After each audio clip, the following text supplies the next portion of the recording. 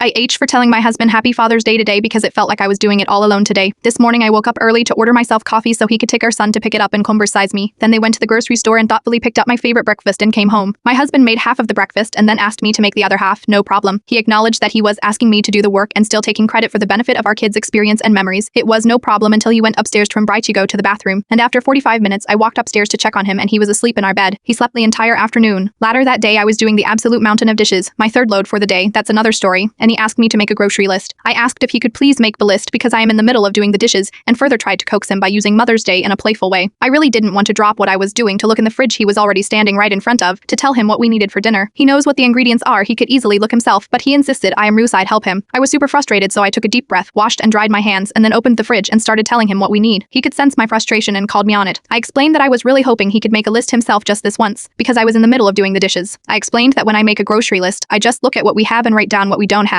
and I didn't understand why he needed my help. He started talking over me to say if I had a problem making a grocery list with him, I should just have told him. I told him that I did communicate that with him. He doubled down and told me that I need to learn some patience. I smiled and said, "Markstow, Happy Father's Day," because it was the nicest thing I could think to say. That completely set him off. He went off on me, refused to get ingredients to make our dinner, bought dinner for only himself and our kids, and has been giving me the silent treatment for over an hour. He says I went too far.